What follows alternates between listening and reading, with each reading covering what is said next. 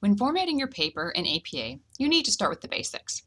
The basics would be your font, 12-point Times New Roman, your margins, 1 inch on all sides, your spacing, double spaced, with no extra spacing between the paragraphs, having your page numbers in the upper right-hand corner, making sure your running head is correct on both the first and subsequent pages, and using the proper leveled headings. One of the best resources you have to help you format your paper in APA style is right here on our Methodist College APA site. It's the APA paper template. So on the APA site, under the APA resources, scroll down to find the APA paper template. You can click on that. And when you click on APA template, what's going to happen is you're going to actually see the template. And so you can look through it, which is actually great for when you're looking for information on how to do in-text citations, etc., because there's information about that in the template itself. But what you really want to do to help you format your paper is to go here to this little button and click download. And you want to download the template, because once you download the template and you save it on your hard drive, on a USB drive, wherever you want to save it. Once you save it, you can go in and edit it and actually put your own paper, like take out the information that I've put on there and put in your own information for your paper on there, and then it will be formatted correctly. So first you download it, and yes, you want to open it. Once it's open, and you can't really see this at the top, but you're going to click Enable Editing so that you can edit it. Let me adjust this so you can see it. And then this is what you're going to have. You're going to have, it's going to say MC APA paper template up at the top of your paper. You're going to want to go and you're going to want to hit File, Save As, and you're going to want to save it. And then, of course, every time you use it for a paper, you're going to open up your template, the generic template that's you've saved, and then you're going to hit File, Save As, and then you're going to rename it for the title or of your paper or whatever it is you use so that you know which paper it is. So then once you've done that and you've saved it, then you can go into the paper, into this template, into the document, and you can edit it. And that way you don't have to format the running head and the font and the margins and the spacing and all of those types of things. It's already done for you.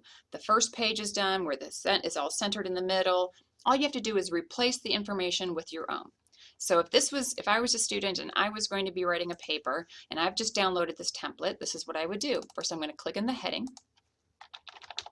It says shortened version of your title. And if you notice, it's in all caps, so you need to replace it with something in all caps. So I've put in my title. As you see, it's too close here, so you can just hit Tab and it'll move it to where it belongs. I'm going to click in the middle. So now running head, something clever, there we go.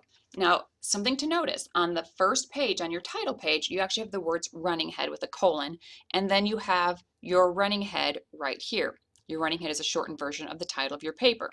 Well, if the title of your paper is really short like mine, because the title of my paper is, oops, still a caps lock on, something clever, then I don't really have to shorten it. But when I scroll down to the beginning of page 2, it still says shortened version of your title. And that's because the first page, the heading on the first page is different than all of the rest of the paper, which again is why downloading the template and using it is such a good idea.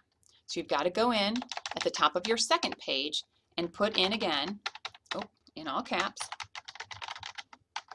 the shortened version of your title, or if your title is short, just your title. And then from there on in, it'll be at the top of all of the rest of the pages. Okay, going back to the title page. So I've put my shortened version of the title or my short title up in the running head. I've replaced this with my title. Then I'm going to put my name here. Again, caps lock. There we go. All right. And so that's all that belongs right there in the center. Title of your paper, your name, and Methodist College. You don't put the date underneath here. You don't put your course underneath here. If you want to put any additional information on the title page, you have to create an author's note at the bottom, and you can put the information there. There's information on how to create an author's note in your APA manual. Okay, so now my title page is done, and I'm going to move down to my first page of my paper, and again, I need to put the title of my paper here, and this would be the full title, which for this paper is the same as my running head. And it's not in bold. You just keep the formatting exactly how it is on the template. Now, what's great about this template is it doesn't just give you the formatting, as in margins and fonts and spacing, etc., but it also gives you information about how to write a paper in APA. So this is some information in the introductory paragraph about what belongs in an introductory paragraph, some tips on how to write an effective thesis statement.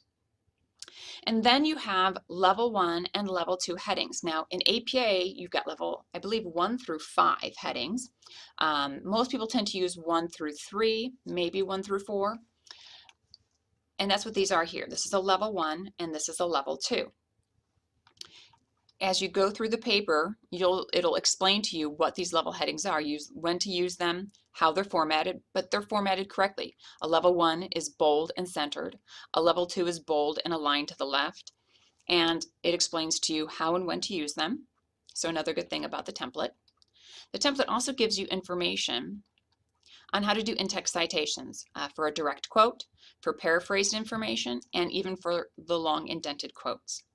As you go through the template, there's also information about how to write your conclusion, and then information on how to do your reference page. Now, the reference page is already formatted correctly.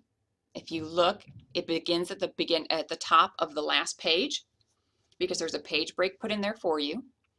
And the entries are what are called hanging indents. That's how it's formatted. So the first line of every entry is aligned to the left, and all of the lines underneath the entry are indented 1 tab. It's basically the opposite of a paragraph. And it's already formatted for you. There's also some examples of what they should look like. As you notice, they're in alphabetical order. And then there's some information below it that explains to you a few things about how to do your reference entries. So using this, downloading the template gives you all the formatting and gives you a bunch of information on how to complete different parts of your paper, and is probably one of the best resources that you have available to you for formatting your paper.